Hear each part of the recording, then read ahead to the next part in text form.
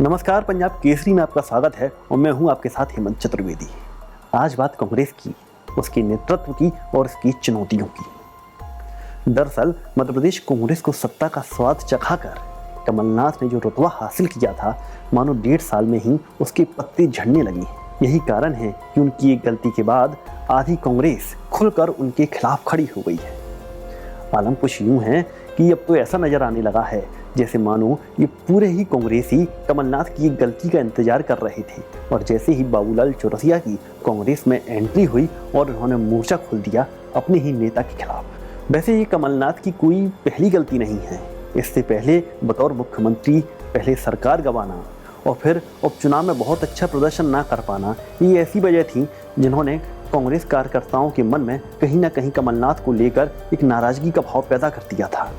लेकिन जब बात पार्टी की विचारधारा पर आई, जो गांधी बात पर आई, गॉडसे बात पर आई, तो ये कुछ ऐसे मुद्दे बने जिसके बाद पार्टी के नेता खुले तौर पर कमलनाथ का विरोध करने लगे। कहते हैं जब कोई नेता अपने कार्यकर्ताओं का भरोसा खो देता है तो उसका सूरज अस्त होना शुरू हो जाता है। मान लो कमलनाथ भी कुछ इसी तरह की स्थिति को प्राप्त हो गए हैं। अब आगे की बात करते हैं। फर्ज कीजिए कि आने वाले निकाय चुनाव में कमलनाथ की अगुवाई में कांग्रेस का प्रदर्शन और लचर होता है, या फिर दूसरी स्थिति में जो G23 का जो ग्रुप है वह मजबूत होकर और प्रभावी होता है, तो वह मध्य प्रदेश कांग्रेस का अगला मुखिया किसे बनाएगा। इस विषय में अगर हम देखा जाए तो मध्य प्रदेश कांग्रेस का सिर्फ एक ही चेहरा है जिस पर शायद केंद्रीय कांग्रेस भरोसा जता सकती है, और वह है दिग्विजय सिंह। दिग्विजय सिंह कांग्रेस के वो चेहरा हैं जिन्होंने एक बार पहले कांग्रेस के पीसीसी चीफ रहते हुए बहुत ही विपरीत स्थितियों में कांग्रेस को जीत दिलाई थी, जब मध्य प्रदेश और छत्तीसगढ़ एक राज्य हुआ करते थे। 10 सालों तक उनका बतौर मुख्यमंत्री रहते का भी एक रिकॉर्ड है। एक ऐसे चेहरा जो कांग्रेस के हर कार्यकर्ता के दिल में बसा हुआ है।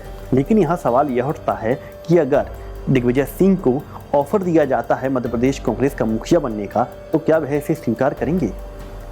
यहाँ आपको बता दें कि लगभग 1 दशक पहले ही दिग्विजय सिंह खुद को राजनीति का डूबता हुआ सूरज बता चुके हैं, लेकिन कभी भी उनकी राजनीतिक सक्रियता को देखकर यह लगा नहीं कि वह किसी भी स्तर पर राजनीति से दूर रहना चाहते हैं। ना तो उनके जहन में कभी भी राजनीतिक संन्यास का ख्याल आया और ना ही मध्य प्रदेश से बिछोड़ की उनकी भावना कभी भी देखने को मिली।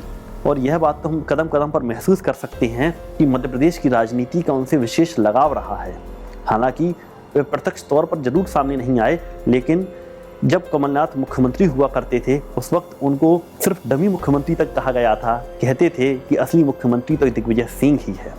और अभी भी दिग्विजय सिंह जो ठान लेती हैं वह कांग्रेस में हो जाता है, लेकिन फिर भी वह सब कुछ पर्दे के पीछे रहकर ही काम कर रहे हैं। लेकिन जैसे कि हमने जिक्र किया, अगर कांग्रेस दिग्विजय सिंह को मध्य प्रदेश कांग्रेस की कमान संभालने का ऑर्डर देती है तो वो उसे एक्सेप्ट करेंगे या नहीं, और अगर उसे वह स्वीकार करते हैं तो उसका क्या कुछ असर देखने को मिलेगा।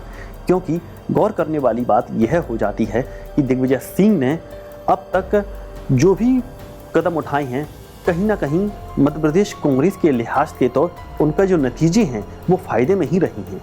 फिर बात चाहे 2018 के चुनाव से पहले पार्टी के नेताओं को आपस में जोड़ने की बात करें, उनको संकल्प दिलाकर पार्टी के पक्ष में खड़े होने की बात करें, या फिर जगह जगह घूमकर पार्टी के कार्यकर्ताओं में जोश जगाने की बात करें। यूं तो यह सवाल संभावनाओं पर है, लेकिन राजनीति में किसी भी संभावनाओं से इनकार नहीं किया जा सकता। जैसा कि आप जिक्र कर रहे हैं, दिग्विजय सिंह को अगर मध्य प्रदेश में कांग्रेस की कमान सौंपी जाए तो उसके क्या असर होंगे। जाहिर है दिग्विजय सिंह एक बड़े संगठक हैं। राजनीति में उनकी जो समझ है उसका कोई जवाब नहीं है, वो लाजवाब है। अपनों और विरोधियों दोनों के बीच में वो जबरदस्त चर्चा में रहते हैं। विरोधी उन्हें बंटाधार कहकर जनता को कभी भूलने नहीं देते उनके मुख्यमंत्रित्व काल का आखिरी दौर, तो वहीं जो उनके अपने हैं वो उनके हुनर समझ के बारे में लगातार जिक्र करते हैं और उनके बड़े समर्थक हैं। वो जिस तरह से भारतीय जनता पार्टी या भारतीय जनता पार्टी के नेतृत्व या देश के प्रधानमंत्री, गृह मंत्री को घेरते हैं, उससे वो जो लोग जो इस तरह की चीज़ों को पसंद करते हैं वो उनके साथ होते हैं, लेकिन जो ऐसी चीज़ों को पसंद नहीं करते वो उनके विरोध में होते हैं। तो यदि हम दिग्विजय सिंह के व्यक्तित्व की बात करें तो 10 साल मध्य प्रदेश में मुख्यमंत्री बनने के बाद अगर हार जाएंगे तो 10 साल किसी तरह का राजनीतिक लाभ का पद नहीं लेंगे। वो करके उन्होंने दिखाया।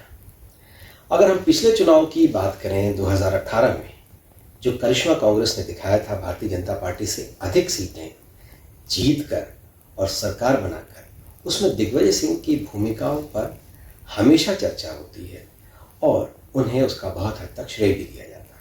कमलनाथ और उनके बीच में जो एक जुगलबंदी है उसकी चर्चा भी ज़बरदस्त है। जाहिर है कमलनाथ दो पदों पर हैं, देर सवेर एक जिम्मेदारी उन्हें किसी और को देनी पड़ेगी, तो वो ऐसे समय में दिग्विजय सिंह को वो जिम्मेदारी दे सकते हैं। और अभी कुछ नेताओं का जिक्र हो रहा है, G23, ये जो G23 जो नेता हैं, इनके अंदर से भी इस तरह की चीज़ें उठ रही हैं कि कांग्रेस में बहुत ढेर सारे परिवर्तन किए जाने चाहिए, नेतृत्व पर भी बहुत ढेर सारे सवाल हैं, और मध्य प्रदेश में जिस तरह से कांग्रेस में सरकार गिरी है उसको लेकर भी कई तरह के सवाल हैं।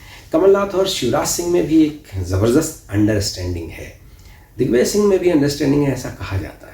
तो ये जो सारी तरह की चीज़ें हैं, इन सब के बीच दिग्विजय सिंह का नाम अगर चर्चा में आ रहा है या कोई इस नाम को चर्चा में लाना चाहता है तो कांग्रेस के लिए ये दोनों तरह से इसके असर हैं। और कौन सा असर ज़्यादा होगा, इसके सकारात्मक असर होगा या नकारात्मक असर होगा, लेकिन इन सब के बीच संगठनात्मक क्षमता का कोई जवाब नहीं है। और निश्चित तौर पर दिग्विजय सिंह उम्र से जरूर बूढ़े हो रहे हैं, लेकिन उनका राजनीतिक प्रभाव कांग्रेस कार्यकर्ताओं के मन में बढ़ता ही जा रहा है और घटने का नाम नहीं ले रहा। और अगर हम कहें कि दिग्विजय सिंह प्रदेश कांग्रेस के कार्यकर्ताओं की आखिरी उम्मीद है तो इस बात में भी कोई बेईमानी नहीं होनी चाहिए। चलते चलते प्रभात झा की एक बात का जिक्र करना चाहूँगा। दरअसल 2018 के चुनाव से पहले बीजेपी के एक सीनियर लीडर प्रभात झा से ये पूछा गया था कि इस वक्त कांग्रेस के प्रमुख चेहरे कमलनाथ और ज्योतिरादित्य सिंधिया हैं, फिर भी आपकी पूरी पार्टी दिग्विजय सिंह पर हमले क्यों बोल रही है। तो प्रभात झा का कहना था कि हमें सिंधिया और कमलनाथ का इतना डर नहीं है जितना डर दिग्विजय सिंह से है। दिग्विजय सिंह अगर चाहें तो भाजपा का ज़्यादा बुरा कर सकते हैं, कांग्रेस का ज़्यादा भला कर सकते हैं।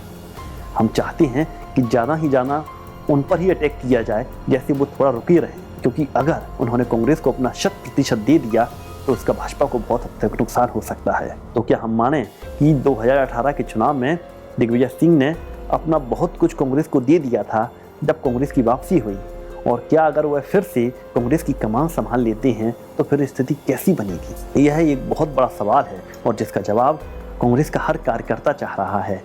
और कांग्रेस कि इस स्थिति को लेकर दिग्विजय सिंह का क्या सोचना है, यह अभी भी कई लोगों के लिए एक सवाल ही बना हुआ है। खैर, क्या दिग्विजय सिंह मध्य प्रदेश कांग्रेस के नए सुप्रीम बनेंगे, और अगर बनते हैं तो वह किस तरीके से काम करेंगे, उनकी क्या कुछ प्राथमिकता रहेंगी, ये तमाम सवाल अभी अनसुलझे बने हुए हैं, जिसका जवाब कब मिलेगा यह देखना दिलचस्प होगा। पंजाब केसरी में इतना ही, बने रहिए हमारे साथ। नमस्कार।